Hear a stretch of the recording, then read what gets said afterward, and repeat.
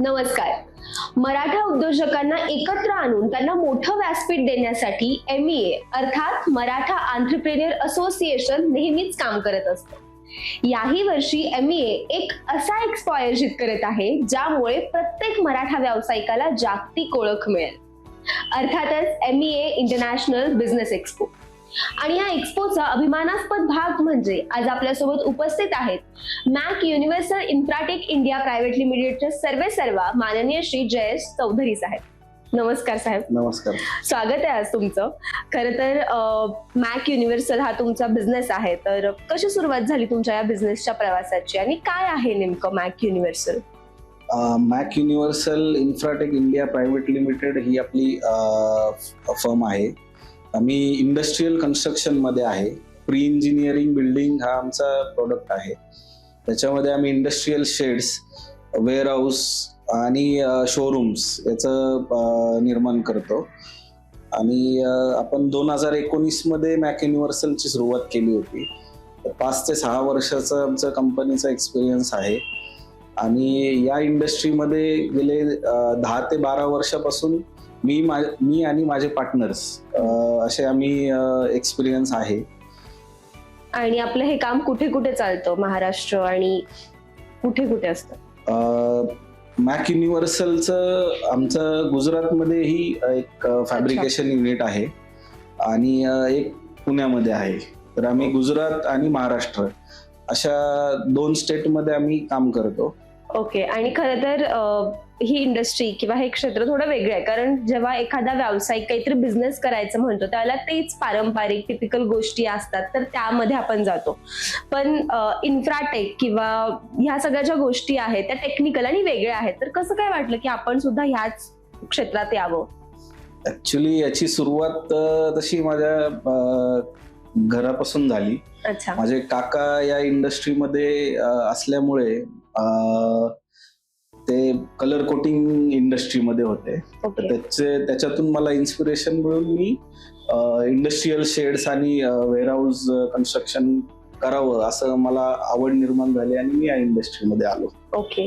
आणि खरं तर हा 2019 पासूनचा तुमचा प्रवास, आता 2026-19च ना, राईट? हो. हा. तर कुठला टर्निंग पॉइंट असा होता तुमच्या लाईफ मध्ये की जिथे तुमच्या बिझनेस मध्ये एक चांगला बदल झाला असं तुम्हाला वाटतं? ऍक्च्युली 2019 मध्ये मी माझं स्वतःचं फॅब्रिकेशन युनिट चालू करायचं हे ज्यावेळी ठरवलं, तोच माझा खरा टर्निंग पॉइंट ठरतो मला असं वाटतं. याच्या आधी तुम्ही म्हणजे काकांसोबतच बिझनेस मध्ये त्यांना हेल्प करायचा की कुठे जॉब करायचा असं काही? तसं माझा फॅमिली बिझनेस अजून एक वेगळा आहे. नर्सरी इंडस्ट्रीमध्ये माझे वडील गेले 30 वर्ष काम करतात. अच्छा. ते ऑल इंडिया नर्सरी असोसिएशनचे अध्यक्षही होते. तर मी त्या बिझनेसमध्ये वडिलांना पहिला बघत आलो होतो. आणि नंतर मग काकांना काही वर्ष त्या इंडस्ट्रीमध्ये त्यांच्या बरोबर काम केलं आणि मग मी माझं स्वतःच चालू केलं. ओके. तुमच्या बिझनेस मधलं असं काय वेगळेपण आहे जे, कारण अशा पद्धतीचा बिझनेस करणारे आणखीन सुद्धा काही आहेत, तर त्यांच्यात आणि तुमच्यात असा काय फरक आहे, काय वेगळेपण आहे? मॅक युनिव्हर्सल मध्ये आम्ही सगळ्यात महत्वाचा आम्ही कस्टमर सॅटिस्फॅक्शन याच्यावरती जास्त फोकस करतो आणि जी जास्तीत जास्त क्वालिटी आम्हाला देता येईल त्याच्यावरती जास्त फोकस आम्ही करतो.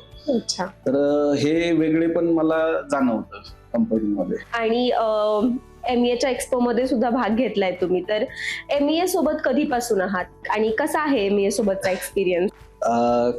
खरं तर MEA मध्ये मी खूप जुना मेंबर नाहीये.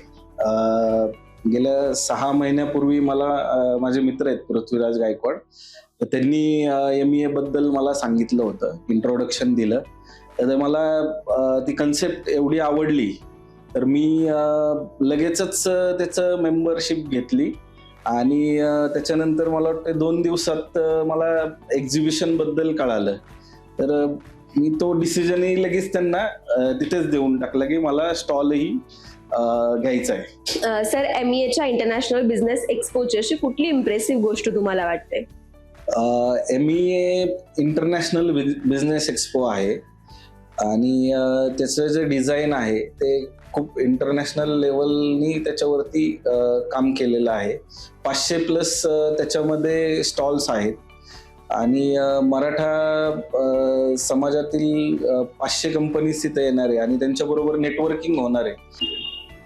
तर हीच खूप मोठी अपॉर्च्युनिटी आहे. सर, ह्या एक्सपो संदर्भात तुम्ही इतर उद्योजकांना काय सांगाल?